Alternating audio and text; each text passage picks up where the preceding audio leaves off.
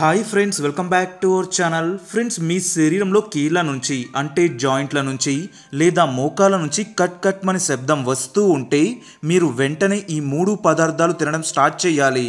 దీనివల్ల ఈ సమస్య చాలా తొందరగా తగ్గిపోతుంది. ఎక్కువ శాతం మీరు కూర్చున్నప్పుడు నడుస్తున్నప్పుడు మీ కీళ్ళ నుంచి ఈ శబ్దం వస్తూ ఉంటుంది.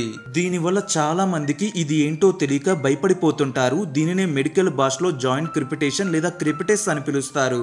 ఫ్రెండ్స్, ఈ సమస్య రావడానికి ముఖ్యమైన కారణం మన ఎముకల జాయింట్ల మధ్యలో ఒక లూబ్రికెంట్ లాంటి ద్రవ పదార్థం ఉంటుంది. దానిలో గ్యాస్ అంటే గాలి చేరడం వల్ల మీరు నడుస్తున్నప్పుడు మీ కీళ్ళ నుంచి శబ్దం వస్తూ ఉంటుంది. అందుకే మీరు మీ కీళ్ళ నుంచి ఈ శబ్దం రాకుండా ఉండాలి అంటే మీరు ఖచ్చితంగా ఈ 3 పదార్థాలు తీసుకోవాలి. దీనివల్ల ఈ శబ్దం రావడం పూర్తిగా తగ్గిపోతుంది. ఒకవేళ మీరు కనుక ఈ సమస్యను పట్టించుకోకుండా నిర్లక్ష్యం చేస్తే కొద్ది కాలానికి ఈ సమస్య భయంకరమైన ఆర్థరైటిస్ గా మారి మీకు కీళ్ళవాతం వస్తుంది. అందుకే నేను చెప్పే ఈ 3 పదార్థాలు తప్పకుండా తీసుకోండి. అయితే ఫ్రెండ్స్, ఆ పదార్థాలు ఏంటో తెలుసుకునే ముందుగా ఈ వీడియో పూర్తిగా చూసిన తర్వాత ఈ వీడియో కనుక మీకు నచ్చినట్లయితే ప్లీజ్ లైక్ చేయడం మాత్రం మర్చిపోకండి. ఎందుకంటే లైక్ చేయడం వల్ల ఇలాంటి మరిన్ని వీడియోస్ మీకోసం చేయడానికి మోటివేషన్ ఇచ్చిన వాళ్ళు అవుతారు. ఫ్రెండ్స్, ఎవరికైతే కీళ్ళ నుంచి ప్రతిరోజు శబ్దం వస్తూ ఉంటుందో అలాంటి వాళ్ళు ప్రతిరోజు మెంతులు తప్పకుండా తినాలి. ఎందుకంటే మెంతుల్లో యాంటీ ఇన్ఫ్లమేటరీ ప్రాపర్టీస్ పుష్కలంగా ఉంటాయి. అలాగే ఇందులో యాంటీ ఆక్సిడెంట్స్ అధికంగా ఉంటాయి.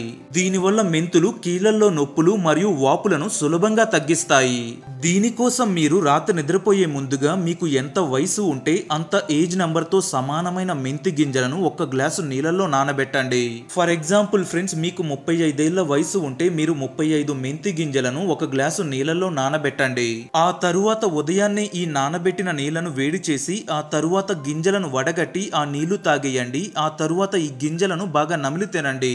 ఫ్రెండ్స్, 1-2 రోజులు మెంతులు తినడం చాలా కష్టంగా ఉంటుంది. కానీ ఆ తరువాత కొద్దిగా అలవాటైపోతుంది. అలాగే మీరు ముఖ్యంగా గుర్తుంచుకోవాల్సింది, మెంతులు తినడం వల్ల శరీరంలో వేడి చేస్తుంది. అందుకే ప్రెగ్నెంట్ మహిళలు దీనిని ఉపయోగించకండి. అలాగే ఎవరికైతే శరీరంలో వేడి చేయడం వల్ల ఎలర్జీలు వస్తూ ఉంటాయో అలాంటి వారు కూడా దీనిని తీసుకోకండి. రెండో పదార్థం పాలు. ఈ సమస్య ఉన్న వాళ్ళు ప్రతిరోజు ఖచ్చితంగా 1 గ్లాసు పాలు తాగాలి. ఫ్రెండ్స్, నేను మీకు చెప్పా కదా, ఈ సమస్య రావడానికి ముఖ్యమైన కారణం మన కీళ్ల మధ్యలో ఉండే లూబ్రికెంట్ అంటే జిగురు పదార్థం తగ్గడం వల్ల ఈ సమస్య వస్తుంది.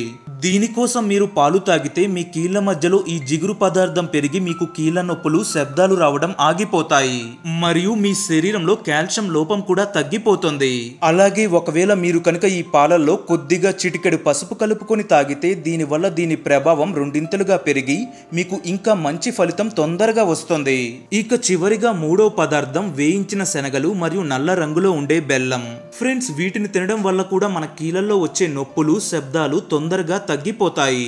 మరియు ఇదే కాకుండా మన శరీరంలో కార్బోహైడ్రేట్స్, ప్రోటీన్స్, కాల్షియం, ఐరన్ మరియు మినరల్స్ పుష్కలంగా తయారవుతాయి.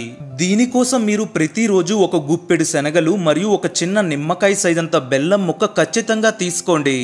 మీరు కనుక మీ డైట్ లో ఈ 3 పదార్థాలను తప్పకుండా చేర్చుకుంటే మీ కీళ్ల నుంచి వచ్చే శబ్దాలు పూర్తిగా తగ్గిపోతాయి. మరియు ఇదే కాకుండా మీ కీళ్ల మధ్యలో ఉండే సైనోవియల్ ఫ్లూయిడ్ అంటే జిగురు పదార్థం పుష్కలంగా పెరుగుతుంది. సో ఫ్రెండ్స్, చూసారు కదా, మరి మీకు కనుక ఈ వీడియో నచ్చినట్లయితే ప్లీజ్ లైక్ చేయండి, షేర్ చేయండి. అలాగే ఇలాంటి మరి లేటెస్ట్ వీడియోస్ కోసం మా ఛానల్ ని సబ్స్క్రైబ్ చేసుకోండి. పక్కన ఉన్న బెల్ బటన్ ని క్లిక్ చేయండి.